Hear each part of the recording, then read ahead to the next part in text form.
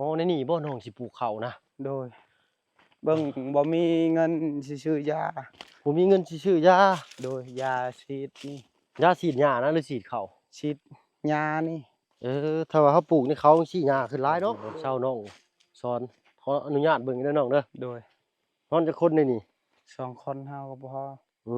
มมื้อใดก็เมื่อยแฮงเจ็บมือก็ตกก็นอนอยู่นี่นอนอยู่นี่โดยมื้อใดก็พอเมื่อไวก็มานอนอยู่เฮือนมีมุ้งอยู่เนาะโดยอันมุงก็หมดไปทางอื่นแล้วเป็นอะไรจะว่าซั่นเบิ่งขาดหมดแล้วเบิ่งโอ้ยยุงกินแล้วนี่ยุงคือสิหลายบ่เว้านี่เนาะ นี่เบิ่งนี่นี่ ขาดเบิด นี่ก็คือก้านนี่มัดซื่อๆนี่กล้วยก็งามขยันกล้วยก็งามขี้คร้านกล้วยก็ขี้ลายคือเขา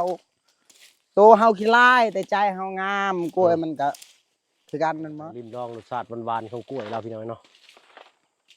เฮ็ดเบิ่งเด้ออึ๊บปอบข้อยอยากให้เจ้าซิมลองเบิ่งค่อยแห้งเพิ่นบอกที่นี่คักแล้ว โดยจีบใบกล้วยแต่เราบ่จีบเช้าเด้เช้านี่ฮะ น้องๆโดยจีบใบกล้วยเป็นแต่จีบเช้าบ่เป็นน้องซอนนี่แล้วกันพี่น้อยเนาะพี่น้อยเนาะมาฮอดจอดถึงเป็นทีเรียบร้อยพี่น้อยเนาะเป็นสวนของน้องซอนได้อาศัยอันเพิ่นปลูกกล้วยเนาะและสวนน้องเพิ่นก็บ่น้อยบ่หลายเนาะเฮ็ดผู้เดียวนี่บ่แล้ว แต่น้องเพิ่นเก่งพี่น้อยเนาะเฮ็ดจนแล้วผู้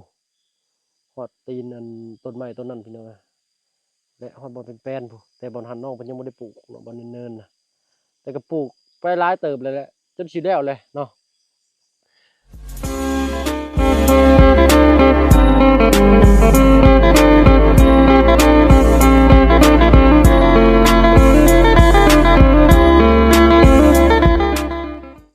ทักทายสบายดีพ่อแม่พี่น้องหมู่เพื่อนกันเบิดสุผู้สุคนเนาะบ่ทางในและก็นอกก็ยินดีต้อนรับเข้าสู่ช่องบ่เพิ่งเคยล่ะคือเก่าพี่น้อยเนาะมื้อนี้มาฮอดจอดถึงแล้วพี่น้อยเนาะสวนของน้องซ้อนได้ปลูกสร้างไว้พี่น้อยเนาะแต่ก็อยู่กับทางน้องซ้อนเพิ่นพี่น้อยเนาะโดยสบายดีป้าลุงเนาะโดยสบายดีป้าลุงเป็นอะไรน้องขับรถมาเมื่อกี้นี้เมื่อยอยู่เจ็บแขน เจ็บแขนบ่เพิ่งเจ็บก้นพี่น้อยเนาะ เจ็บแขนอยู่กลางป่ากลางเขามื้อนี้พี่น้อยเนาะนี่แหละต้นกล้วยต้นอ้อยที่น้องปลูกอะน้องเอาไปปลูกได้ก็เนาะคือสินี่น้องก็ขุดเอาแต่ว่าเสียมมันบ่เห็นโดยพอเฮาเมียนแล้วจักบอนใดมันนี่น้องเพิ่นก็สิซับเอาต้นที่แตกหน่อออกมาเนาะน้องเนาะโดยต้นที่แตกหน่อออกมาคือสินี่น้องเพิ่นก็ซับกล้วยนี่เนาะพี่น้อยนี่แบบนี้บ่น้องเอาแบบนี้เอาได้บ่ได้นี่เนาะตัดแล้วก็ออกหน่อใหม่ก็ขุดโดยปึ๊บแล้วก็กลนออกมาโดยแล้วก็ตัดออกโดยตัดบ่ดัดตัดปุ๊บแล้วก็ไปปลูกคือกับต้นอื่นพี่น้อยเนาะโดยกลนออกมานี่คือว่าเมื่อยเป็นบ่โอ้ยพอแห้งแล้วดึงมันแห้งออกแห้งออกเนื้อเนาะให้เพิ่นก็อยากหกแน่พี่น้อยเนาะเพราะว่าน้องเพิ่นยังบ่ได้ทำความสะอาดบ่มีเวลาเจ้าตัดหญ้าตัดหยังเจ้าเอาหยังตัดเนาะเอาผ้าบ่มีจักตัดแต่ให้คนอื่นเพิ่นเอาจักตัดเอาบ่โดยให้คนอื่นหั่นจักและเขาไว้ก่อนแล้วก่อนถึงเฮาหั่นมัน5มื้อหั่นแหละจึงแล้วใช้มือตัดเอานี้พี่น้อยเนาะคันตัดใช้จักนี่2มื้อนึงแล้วข้าวเดียวจักตัดหญ้านี่บ่โดยใช้เป็นบ่เจ้าก็ได้เป็นอันใดบ่ได้สิใช้บ่เป็นแม่นนั่นแหละพี่น้อยเนาะอ้าวน้องเพิ่นก็หวังว่าอยากได้เครื่องตัดหญ้าคือชาวบ้านเพิ่นเนาะสิได้แล้วไว้ในโอ้คันว่ามีเครื่องตัดหญ้านี่คือสิได้ซอยแห้งไปหลายเนาะน้องเนาะโดยมีแห้งแน่ก็สิลดเมื่อยลงได้หลายเติบเนาะโดยแต่ก็ได้มาตัดคือเก่าพี่น้อยเนาะเพราะว่าใช้จักรตัดต่อไปสิเนาะเท่าไรจักรนี่ประมาณ2 ล้านนี่แหละ2,400,000โดย 3-4,000พี่น้อยเนาะ โดย เนาะขายกล้วยนี่ก็โอ้อีกหลายปีเติบอยู่ดอกนี่ โอ้ยอันนี้โลละพันยอดใช่ได้ชื่อแต่ปิ้งนัวชื่อเกลือกิน สู่ทนเอาแหล้วเนาะน้องเนาะ โดย ได้แล้วเฮาก็เลือกบ่ได้เนาะ โดย โอ้ต้นหมากยังก็น้องทางบ้านเจริญนี่ หมัก สมเช็ง ไหนนี่ แม่น ต้นนะ อ่ะ หมักเบื่อย หมักเบื้อย ปลายเบื่อยเหยาะเบื่อย หยะเบื้อย เออ อะไรเบื้อยหยะเบื้อย โดย เนาะอันต้นหมากบางยางหรือว่าต้นหมากละมุดบ้าน โดย เอิ้นเนาะอันนี้คือว่าเป็นสวนเพิ่นบ่น้องนี่ก็ได้ ชวนคอยนี่ อันนี้สวนเจ้า แต่ว่า เออ ต้นปลูกใหม่นี่เป็นของเพิ่น คงคอยนี่ แต่ว่าเฮาอันขอปลูกกล้วย โดย อืมโหพี่น้อยเนาะใช้มีอีกบ่สวนเจ้า อยู่ไหน อยู่ไหนอีก โอ้ คอยเพิ่งปลูกปีนี้มัน อ๋อเฮาก็ปลูกปีนี้นี่ โดย อ๋อโตว่าสุดยอดในการปลูกกล้วยแล้วยังเงินสุดยอดในการทาง โดย อยู่นี่105แล้วยังบ่ครบ 105 โด หุม ย โดยอยู่พุ่น200 อืม 205 250หลุมพอโตทั้งตู้พ่อก็มาปลูกซอยอยู่บ่นี่ ปลูกชอย อื กับ ม ลาวนะ นี่เนาะคือต้นน้อยๆสิน้องเพิ่นก็สิขุดออกไปขุดออกไปปลูกอืมอืมโอ้นกงามแท้นะ อืม นกก็ไผนี่งามดี อืม อ๋อพี่น้อยเนาะนกตรงนี้โอ้สัตว์ปีกนี่ยังหลายพี่น้อยเนาะไก่ป่าก็มีเนาะน้องเนาะอีกเนาะ โดย ไก่ป่าหมูป่าสัตว์นานาชนิดแหละแต่ว่าบ่ได้ออกมาให้เห็นง่ายๆได้ โดย กลางคืนพุ่นแหละเนาะ โดย พวกค่ำๆหัวแรงพุ่นแหละสิห้องแซวๆอยู่เลยแท้นี่ก็เป็น พุ่นนกเบิ่งงามเลย อืมทางเทิงนี่ก็ยังเป็นป่าเด้อพี่น้อยเนาะมื้อนี้บ่าวเพิ่งก็ถือว่าสุขใจเลยพี่น้อยเนาะเพราะว่าได้มาใกล้ชิดธรรมชาติหรือว่าได้สัมผัสธรรมชาติบนเขากับน้องซ้อนเพิ่น โดย ถือว่าสุดยอดเลย พุ่นทายคอยยาหกบ่มีเงินซื้อยาฉีด ไม่ใช่เนาะ พุ่น ยาหยังอะน่ะ ยาค่อยชวนมาชวนค่อยสิปลูกกล้วยนั่นกับข้าว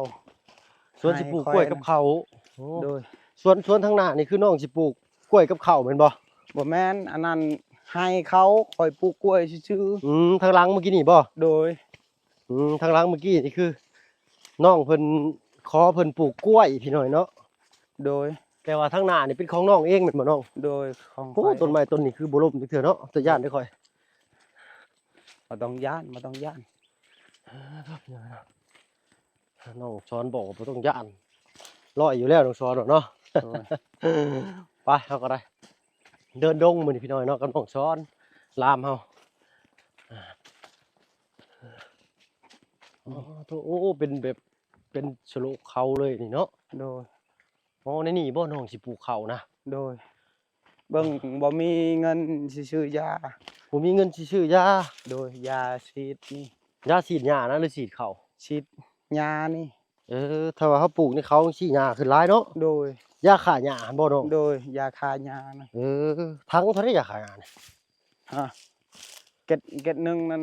ล้านปลาย แก๊สละล้านปลายจะใช้จักแก๊สน้อง ประมาณเก็ดหนึงนั่นแหละ แก๊สหนึ่งล้านปลายน้องใช้ประมาณแก๊สหนึ่งเนาะ เก็ดหนึงนะ อันนี้บ่น้องสิไปปลูกเขานะ โดยนี่ อันนี้ เฮาปลูกกล้วย อืม นี่แหละปลูกกล้วยกล้วยเฮามัน เป็นดินแบบว่าดินงามเลย โดย เอ้าเป็นทรายน้ำบ่น้องอันนี้ โดย อ๋อเอาต้นกล้วยถิ่มไว้สิรถบ่นี่ โดย ก็เน่าก็เป็นผุยในน้ำไปเลยก็ โดย ไหลลงไปใส่กับ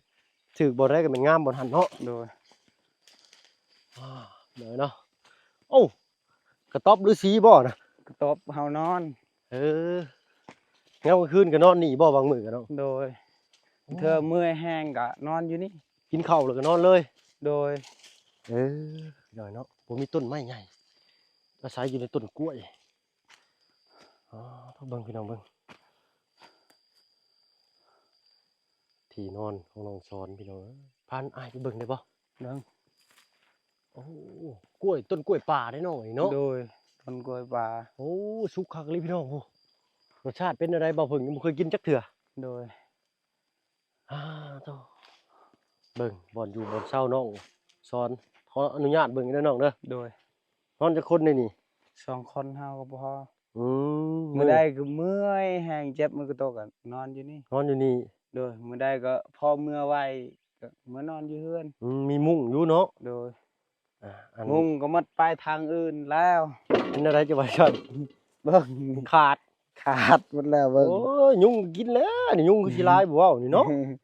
นี่เบิ่งนี่ อืม นี่ ขาดเบิด นี่ก็คือก้านนี่ อ่า มัดซื่อๆนี่ เนาะไม้คันว่ามีไม้ดีมาเฮ็ดกระต๊อบอยู่นี่คักเลยนี่เนาะ โดย ข้างนอกมันก็ฮู้ฮาไอ้ทานกินอยู่นี่เลยนี่เวลาน้องอยู่ป่าน้องกินข้าวกินน้ำกันยังเนาะ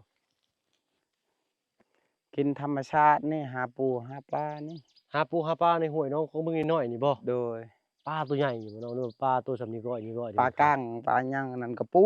อ๋อปลากั้งกับปู โดยหอย หอย เฮ็ดได้อันอยากลองชิมมึงกล้วยปลานี่เนาะ โดย คือชุกคักแท้ตัวน่ะเนาะโอ้เดี๋ยวเนาะสิชุก มา อยู่ มาก็สิตัดให้อ้าวลืมมาพาแล้ว ลืมเอาผ้ามา เออ พาอยู่รถ พี่น้องเอ้ยเนาะอดกินเบาพึ่งก็ได้ อยากลองเหมือนมันรสชาติมันคือกันบ่เนาะ ฮะ รส มัน ชา บ่ ติ คือกัน บ่ ละ มันสิแซ่บกว่ากับอันเสียนยังน่ะ ได้บ่ ว่าสิตัดต้นกล้วย ลบเด้ลมได้จังน้อย ต้นนี้ได้เนาะต้นซ้ายนี่ได้นี่ ต้นนี้บ่ อ้าวต้นใหญ่นี่เนาะเอาลองเบิ่งอยู่เหรออืมลำบากน้องซอนกูอีกเลยพี่น้องเอ้ยเนาะขอโทษขออภัยว่าจาได้บ่สุภาพสูตรลับพี่น้องเนาะต้นกล้วยนี่เกิดตามธรรมชาติเนาะน้องบ่ได้ปลูกเนาะ โดย น้ำไหลต้นกล้วยเนาะเนาะต้นใหญ่ดีเนี่ยเห็นต้นกล้วยมันขี้ทอดพี่บัวขาว อันนี้ก็ เอ้าพี่โบกเอาคือกัน ชิดบัวขาวอันนี้ก็ น้องช้อนเพิ่นเว้าโอ้ยอยู่เด้อพี่น้องนะนี่ลองไปขึ้นสังเวียนจักบาทเพิ่นว่าเนาะ โอ้ใส่สำคัญน้ำหนักสำคัญนี่เขาว่ายอมเจ้าแล้วน้องเอ้ยเนาะน้องช้อนเว้าว่าอยากลองขึ้นสังเวียนพี่น้องเนาะ ได้จะได้หุ่นห้อยเพิ่นก็ได้เนาะ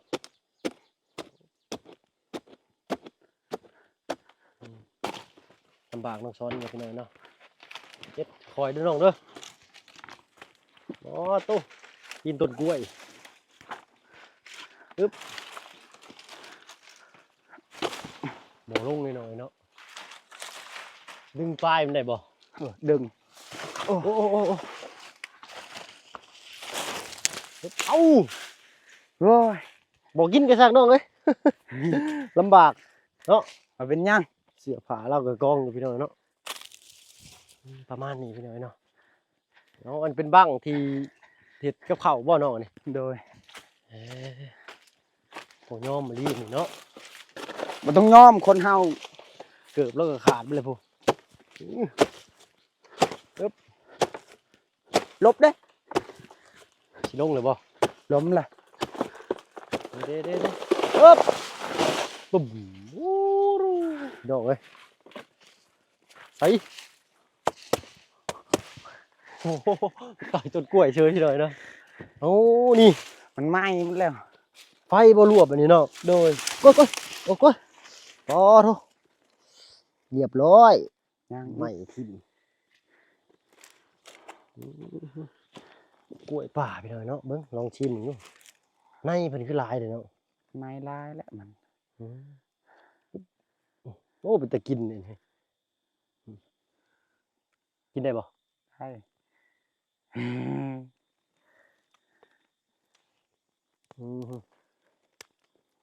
เปรี้ยวๆหวานๆเดี๋ยวาแซ่บพี่น้อง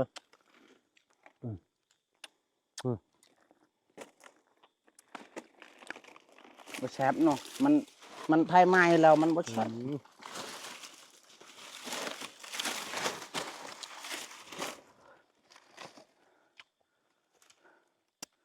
ไผมันไหม้แล้ว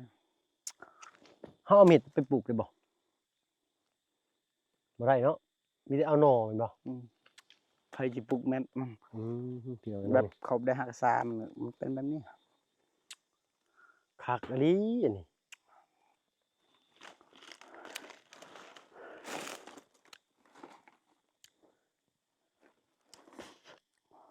ปกติบ่เพิ่งสิบ่มักกินกล้วยมักกินกล้วยปลาอะไรบัดนี้ กินลายนั่นยานจุกขี้มันบ่ออกหั่น เป็นหยังในมันบ่ โอ้ย จะกินได้ช่องหน่วยนี่จะกินหมดทั้งอันนั้นเลยตุกขี้บ่ออกเลยพี่น้อย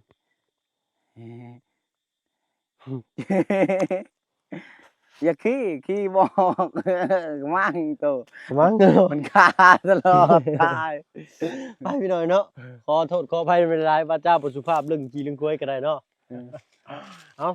ชิมเบิ่งจำนี้ก็พอฮู้รสชาติแล้วก็พอคนอื่นบ่ตัวเฮาพี่น้อยเนาะ โดย แต่รสชาติมันดีเด้เปรี้ยวๆหวาน อืม ๆอยากมีรสชาติฝาดๆหน่อยหนึงน้องปลูกข้าวสิประมาณใดเนาะ อันนี้แหละหมดนี่แหละ เบิดนี้เลย อืม ได้จักช็อปนี่แต่ละปี ได้10ซอบนั่นแหละผู้เดียว2คนเฮาเฮ็ด ได้10สอบถ้าว่ามียาฆ่าหญ้านี่ก็สิได้หลายอยู่เนาะ โดยอันนี้หญ้าหก หญ้ามันขึ้นพี่น้อยเนาะ โดย เข้าใจน้องเพิ่นอยู่เนาะนี่แหละลำธารที่น้องสอนเพิ่นทำมาหากินสวนกล้วยทั้งเทิงกับของเจ้าบ่น้อง บ่แม่นกล้วยป่าหมด โอ้กล้วยป่าเพิ่นน่ะนะ โดย หากเป็นที่เจ้าบ่หรือที่ไป ที่ค่อยนี่ หากยังบ่ได้ทางกับฮอดพุ่นเนาะ อืม หมอกเราอยู่พี่ก็มีพี่น้อยเนาะป่าบ่น่ะ นั่นเก็บหอยนั่นเฮาก็กิน หอยคั้นบ่แม่นนะนี่ คั่วก็กิน หอยคั้นบ่แม่นบ่น้องนี่ โดยหอยคั่น หอยพี่น้อยเนาะ ลายได้หอยได้ มันเป็นหอยคั้นบ่แม่นบ่น้องนี่ โดย เฮาลงไปน้ำเฮาก็คั้นแน่นะหอยนี่บ่แม่นนะ บ่ ชื่อหอยคั้นนี่ชื่อ อืม เบิ่ง หอยกอตวงบ่ได้คั่นคักได้กินมันแกงมัน หอยพี่น้อยเนาะ อืม โอ้งามเลยพี่น้องไปปล่อยให้พี่น้องเบิ่งเชื่อ บ่มีเงินซื้อยานี่ อืมอยากได้ยาฆ่าหญ้า โดย ว่าฉีดใส่แล้วมันตายเลยบ่ โดย แล้วฉีดแล้วเขาจะมาปลูกเขา โดย เนาะ โดย เวลาฝนตกน้ำมาแห้งๆนี่น้ำนี่หนีหลายบ่น้องหรือว่าไหลชนิดตลอด แห้งและ มันบ่ไหลใส่เข้าไปเบิดบ่ซะ บ่ดอกมันลายตามนี้ป เฮ ระมาณช้ำนี้มันแห้ง น้ำขึ้นประมาณริมฝั่งนี้เนาะพี่น้อง โด เอ้ย ย โดยน้องช้อนว่าสิพาเมื่อทางใดมื้อนี่ สิเมื่อทางนี้อีกยันเจ้าเมื่อยคือกันไปทางนี้มันยาก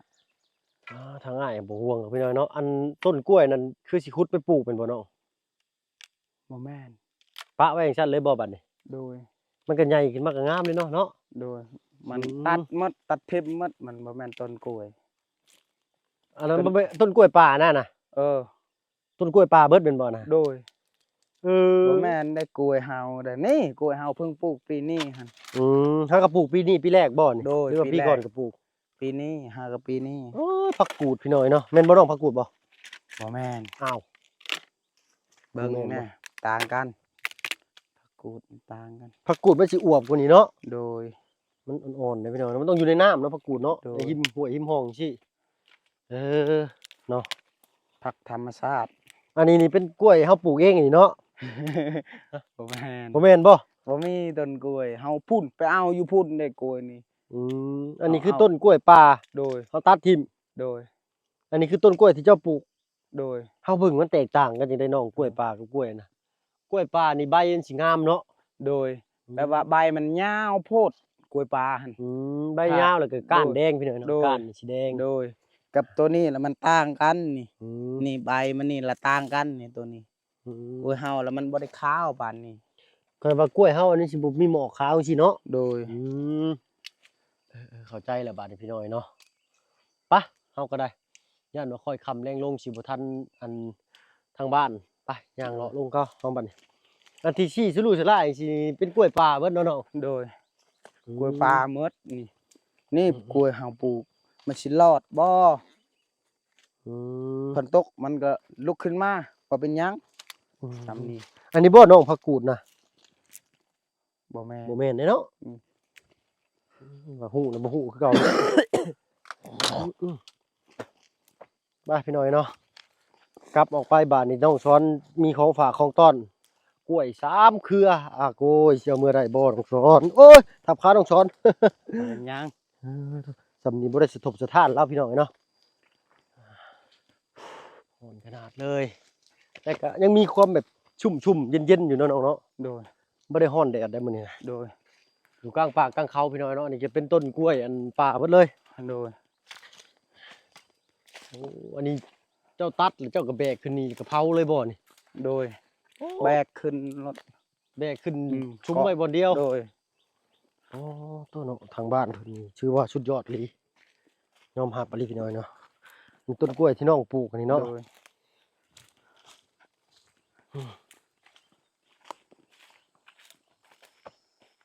อ๋อเสียงน้ำที่เรียกว่าเป็นน้ำตกน้ำหยังน้ำนี่พี่น้อยเนาะ โดย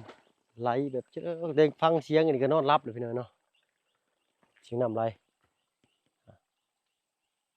เจ้าพี่น้องได้ยินบ่เนาะโอ้เสียงธรรมชาติแห่งเลยได้ โดย โอ้มากยังน้องอะนะเป็นพวกอยู่ฮะ อืม เพิ่นเอิ้นมาก ห ห ยั ยัง ง ยังบ่ฮู้คือ กินบ่ได้เนาะ หมากมันอยู่ในป่ามันลายมาก หมากอันอยู่หลายป่าในป่าหลายหมากเป็นคุมนอกมัน ลายมากอีหลีจักม หลายสายพันธุ์พี่น้อยเนาะ โดย มีกินได้เนี่ยแหละก็กินบ่ได้แน่ โดย เนาะที่เฮาฮู้เฮาก็กินได้เนาะ โดย ต้นหยังนี่ ตัวน่ะพวก อะปวก โดย กินบ่ได้ ได้กินมัน เฮ็ดอะไร นี่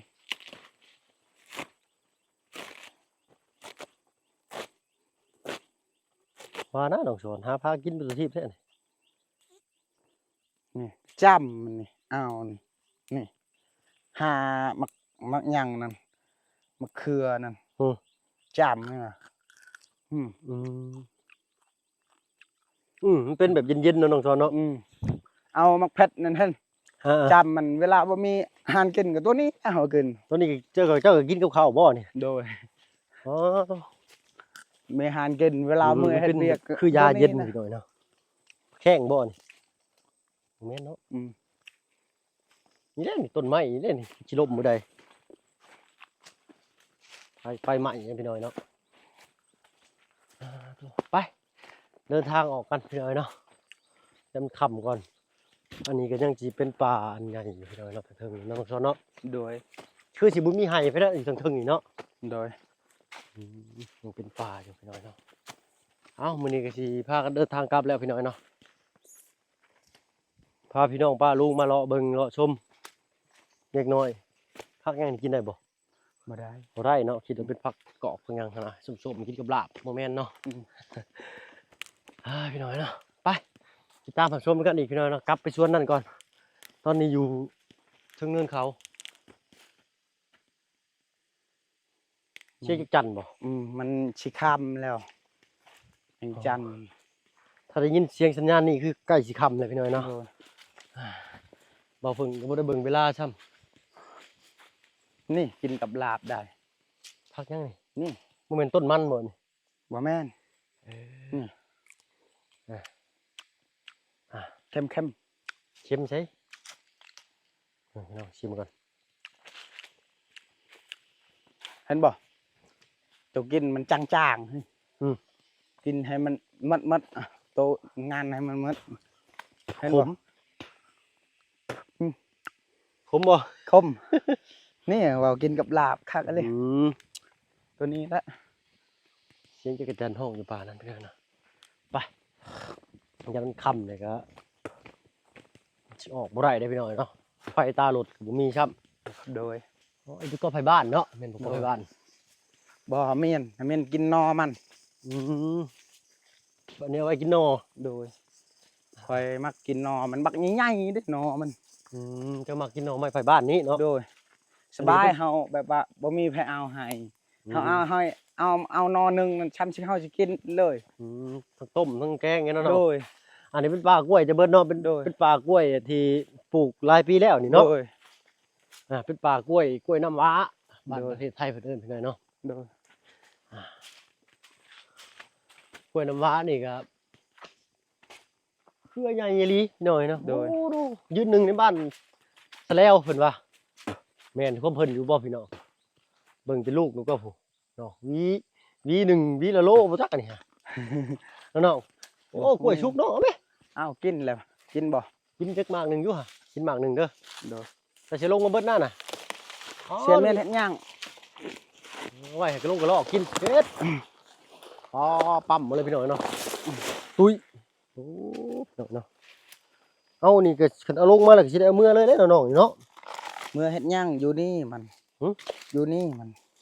เอามือไว้กิน เอา นี่แล้ว กล้วยงาม มันบ่งามบ่นี่ ขี้ลาย อ๋อบ่งาม ไผสิมักมัน ชาวบ้านอ้ายนี่บ่งามเลย อืม ธรรมชาติอืม กล้วยอันก็คือกัน อืม เห็นบ่คือกันกับกล้วยป่า เอามันคือกันเนาะ เบิ่งนี่มีแต่มากนึงมันเป็นช่องมาก อืม กล้วยป่าที่เฮากินนี้นะ หลาย อืม อืม ชิมลองเบิ่ง ครับ เอากล้วยงามหั่นมือ น้อง กล้วย คนทิม ขี้ลาย ได้พี่น้องกินนี่ อืม อืมไผขึ้นมะพร้าวนี่ ใช่ หึ บ่ฮู้ อืม ตกมาเอง อืมบ่แม่นพี่น้อยเนาะหากกล้วยบ่เพิ่งแนมเห็นว่าเป็นเปลือกมะพร้าวบ่แม่นเนาะขอโทษขออภัย ชมกับเราดุเราขยันเลยพี่น้อยเนาะกล้วยเราแต่ละเครือนะบ่เรา กล้วยก็งาม ขยันกล้วยก็งาม อืม ขี้คร้านกล้วยก็ขี้ลายคือเขาโตเฮาขี้ลายแต่ใจเฮางามกล้วยมันก็คือกันนั่นหมด เนาะ โดย แม่นกับน้องเพิ่นพี่น้ แต่ อง บิดเฮาปลูกนั่นบ่งามเลยเห็นนั่นนะบ่เป็นตาเบิ่งเลย อืม บัดเวลามันเป็นน่ะเบิ่งต้นมันบักใหญ่ๆพุ่น อืมเนาะ ได้เมื่อทางนี้หรือเมื่อทางนี้ เจ้าว่าได้ซะมื้อทางใหม่ก็ได้ปะ เจ้าสิลองทางมาอีกบ่ แม่น ตามใจเจ้า เจ้าว่าได้ซะ ค่อยว่าทางนี้มันบ่ได้ไกล เออ มันบ่ได้ไกล ทางนี้นี่ออกง่ายบ่ ออกง่ายอยู่ออกพุ่นออกอ้อมพุ่น เออ ออกทางบางบิงพุ่นออกทางบางบิงแล้วเกี่ยวไปมาบ้านตะแฮปิดบ้านแทแล้วมาบ้านชะมูลปิดบ้านชะมูลแล้วเกี่ยวไปพุ่นแล้วฮอดบ้านสกีนี่ อืม บ้านหยัง มันไกลย้อนทางย่างแม่นบ่ โดย ทางในเขานี่บ่ไกล โดย แต่ว่ามันใกล้นำขี่นำทางย่างเนาะ โดยไปเมื่อทางนี้บ่ ไป ไป เจ้าว่าได้ก็ไปเดี๋ยวนั้นพี่ โด น้อย ย ไปพี่น้อยเนาะให้น้องซ้อนเพิ่น ไปเฮาไปตัดกล้วยอยู่พุ่นเลย อืม ตัดกล้วยก่อน ตกใจเสียงเมฆจันพี่น้อยเนาะ โดย ไปเจ้าย่างก่อน บ่ เดี๋ยว ต้อง ค่อย ย่าน ย่างเอาพี่น้อยเนาะน้องซ้อนไปลุยเนาะน้องเพิ่นก็อยากได้เครื่องตัดหญ้าอยากมีเครื่องตัดหญ้าว่าซั่นซะพี่น้อยเนาะสงสารน้องเพิ่นอยู่เนาะนี่แหละน้องเพิ่นว่า2 ล้านเนาะถ้าผู้ใหญ่ท่านใดเนาะเห็นอกเห็นใจน้องเพิ่นมองเห็นความรู้ความขยันหมั่นเพียรของน้องเพิ่นเนาะอยากให้ทางเฮาเป็นสะพานบุญให้ในรูปแบบใดเนาะ จะนั่งบอลนี้เลยเนาะ ฮะ นั่งบอลนี้เลยเนาะคอยทอดเชื้ออีกหน่อยเจ้าหนังเนาะ โอ้บ่ถอดก็อย่าน้องเอ้ยอ้ายนั่งทั้งหน้าก็ได้ ทางหน้านะ อืม ยันมันยากหั่น ฮะจะขับยากบ่ มันยากหุ่นจังน้อยบาดหมดแก้มเจ้าจังน้อย ไปเอากล้วยทางหล่างอ้ายสินั่งทั้งหน้าก็ได้ค่อยๆไปยันน้องขับลำบาก ถ้าเกิดทางมันยากอ้ายก็สิย่างก่อนเนาะ บ่ได้ลำบากสบายนั่น แม่นบ่ยันจะขับยาก บ่ได้ ไป ยา ซะ ก เดี๋ยวได้ก็ได้ โดย เอาบ่ต้องถอดก็อย่าเสือนะ โดย อ้ายนั่งได้อยู่เนาะ โดย เอากินน้ำก่อน เอา ตัดกล้วย มีบริการเสริมน้ำอีกพี่น้อยเนาะ เอา เอาลง ไปได้ ไปก็ได้ น้ำจับนี่น้ำจับ เอามา น้ำค่อยน้อย เอา เอา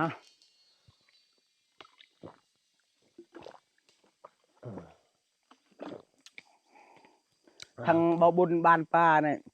จัดชีเครือบ่ แค่แต่น้องว่าฮอดบ่สีเครืออยู่ดี กว่าแล้วขันตัด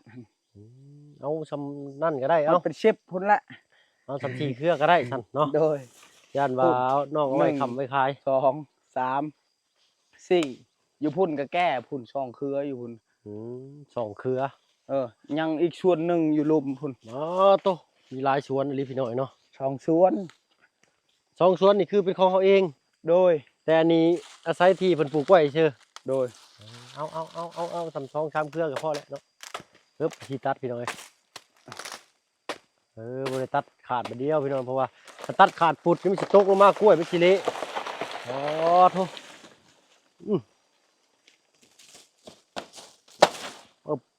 ปึ๊บปอโตไอ้หนุ่มฟ้าง่าว เอ้ยไหนจะลองเบิ่งในหนังหรือว่าในหนัง ฟ้าโตพี่น้องเนาะจับเบิ่งเนาะนะครับพี่น้องว้าวโตเราโยกแขนเดียวจะโยกสองแขนโอ้เบิ่งโอ้มีอยู่ประมาณ20ปลายเกือบ30ปลายโล นี่ ฮอดบ่เนาะปอโตกล้วยแล้วพี่น้องเนาะบักใหญ่วีหนึ่งนี่โอ้ยเนาะไปใส่อีกบัดนี้เนาะตัดไอ้สิปะถิ่มไว้สิรบ่นี่ ฮะ ปะถิ่มไว้สิรบ่ โอ้ตัดหัตซาเลยบ่เดี๋ยวสิตัดกกมันก็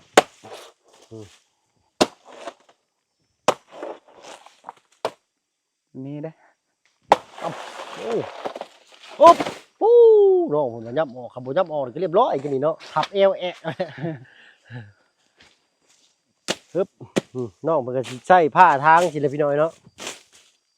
ถ้าว่ามีเครื่องตัดหญ้าก็สิไว้คือหมู่เนี่ยเนาะน้องเนาะ โดย และนี่วิธีตัดเพิ่นสิตัดเจาะน้องบ่ตัดขาดมาเดียวได้เพราะว่าต้นกล้วยมันสิตกลงมามันสิช้ำมากล้วยเนาะ โดยซ้ำบ่ได้เอามือได้มืออีกมนหมดเลย ค่อยๆอยู่ลงมาพี่น้อยเนาะ คือบักหนัก เป็นวิธีแบบว่าตัดจังซี่พี่น้อยเนาะตัดกล้วยฮึบหับปั๊บอันนี้อ๋อตรงแต่ละมือละเว้นจะเฮ็ดสิบ่เนาะเวลาจะเข้ามาตัดกล้วย โดย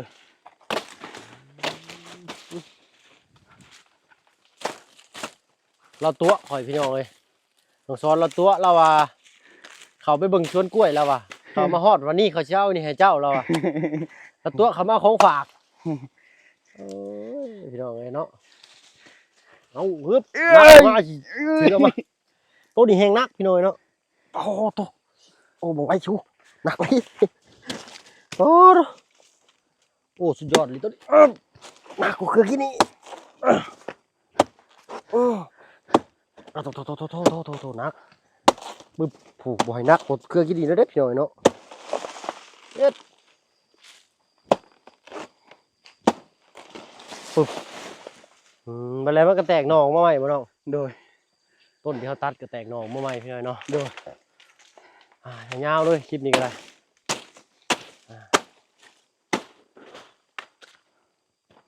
จักสีเครือเนาะ ขี่บ่มันสิเมื่อไรบ่น้องจะช้ามเป็นยัง ได้ แล้วเอาไว้คำไปคายเลย บ่เป็นหยังดอกให้เจ้าเมื่อกิน กินทั้งหมู่บ้านเลยแหละเนี่ย เขาว่าถึงมือบุญกับพอดีพี่น้อยเนาะไปแบ่งปันในเพิ่นห่อข้าวต้มปั๊บโอ้โหโอ้โหจะล้มเจ็บบ่น้อง บ่ได้เจ็บโอ้ยบ่ได้ถึกตอน วางได้เลยอ๋อโตเขื่อนนักอะไรลึกเลยพี่น้อยนะกล้วยแล้วโอ้โต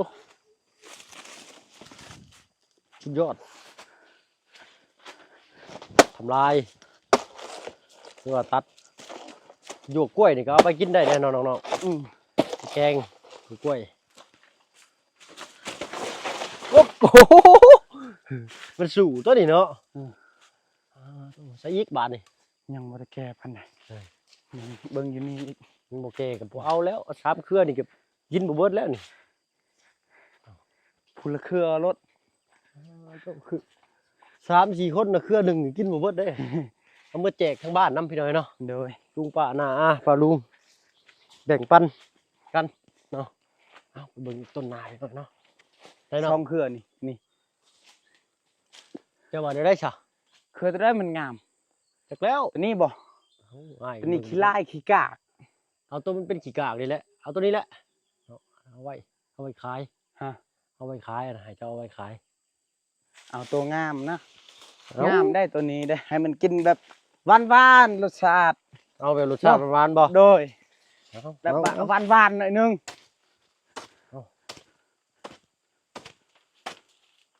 เราอยากให้ลิ้มลองรสชาติหวานๆของกล้วยเราพี่น้อยเนาะเฮ็ดเบิ่งเด้ออึ๊บโอ้ ป๊อบ โอ้ขากะลีนี่โอ้วิธีตัดกล้วยมันป๊อบอ๋อต้อง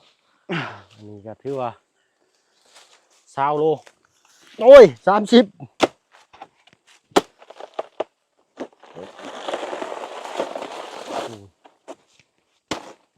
เด็ดเด็ดคอยเด้อคอยเด้อพาทำหน่อยนะ ต้องขยันแบบนี้ขี้คร้านแล้วบ่ได้ ฮึบอ๋อแบกออกไปสิเลยบ่เนาะ โดย อ๋อขักลีนี่เวลาอันหัวปีมออกมาเจ้าก็ตัดบ่เนาะ โดย ถ้าว่าตัดเนาะต้องมี นี่ วิธีตัดบ่ ถ้าบ่ได้หักกระซานี่มันบ่งามเลยกูนี่ เป็นหยัง ใบมันนี่ อ่ะมันเป็นอะไรน้องแบบเนี้ย มันรีบมัดกูหั่น ถ้าว่าใบมันเป็นจังซี่แล้วมันรีบเบิดบ่ โดย มันบ่งามได้ ตัวนั้นแหละสำคัญที่สุด เออก็มีอันนั้นอีกได้อพี่น้อยเนาะมีวิธีการเบิ่งอีกได้อ โอ้ อ๋อโธ่ไปสิกินเบิดอันนี้อ๋อเด้อพี่น้อย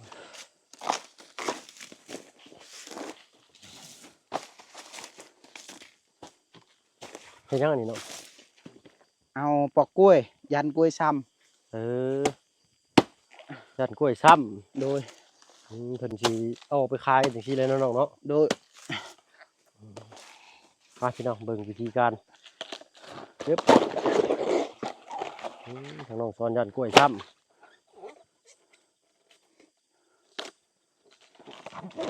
เก็บเนาะเอาไปห้องบ่น้องนี่ โดย ห้องสลดอ๋อตัว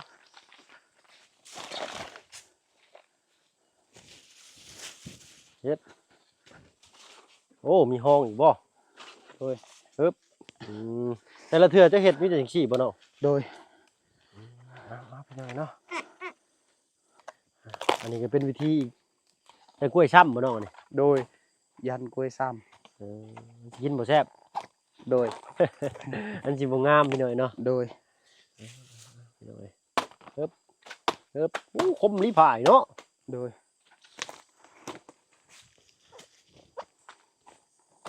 เวลาน้องออกไปแต่ละเทื่อเฮ็ดจังซี่บ่น้อง เฮ็ดจังซี่แหละ อ๋อเอาไปขายเนาะ ถ้าเฮ็ดบ่ได้คักไผสิซื้อกล้วยมันซ้ำ มันซ้ำมันก็ เออ บ่ได้ชื่อเลยเนาะไผกันเนาะ คันเขาให้กล้วยอยู่ ราคาถึกราคาถึก เขาให้กล้วยลาวหั่นโล500บัดหมู่ขาย1,000บัดตัว500ข่อยปบก่อน แม่นเลยเนาะพี่น้องเอาออกไปก็เพื่อสิเอาออกไปได้โดยบ่เมื่อยใกล้น้ำมูกน้ำมันอีก โดย เอาพี่น้อยเนาะติดตามดูกันอีกพี่น้อยเนาะ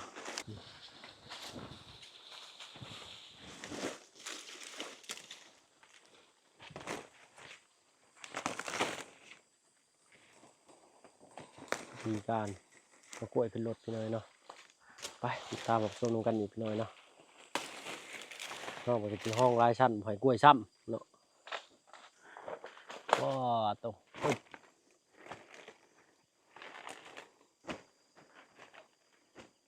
บึ้ง เรือเลยเนาะ ฮะอึ๊บมาจ้ะ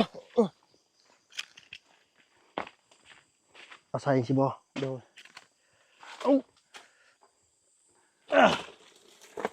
โถหนักซะย่อยนะเนี่ยใส่บ่น้องจับเบิ่งเด้ออีกเครือหนึงเฮ้ยสิล้มละบาดนี่1 2ฮึบปั๊บต่อ หนักเนาะ สุดยอดเลยดอกเอ้ย คอยอยากให้เจ้าซิมลองเบิ่ง อึ๊บ ค่อยแห้งพดบอกที่นี่ คักแล้ว คักแล้ว โดย อึ๊บนานเป็นลูกมือคนกล้วยน้องซ้อนได้อยู่เลยนี่ แล้วน้องซ้อน โดย ครับอันนี้เพิ่นตัดออกบ่เวลาเพิ่นไปชั่งน้ำหนักขาย นี่ซ้ำนี่คนตา อ๋อตัดเอาซำนี้ โดย นี่เนาะสุดยอดพี่น้อยนะเจอไปช่องเครือเหงื่อแตกชักๆเอาทางบ่เพิ่นก็ได้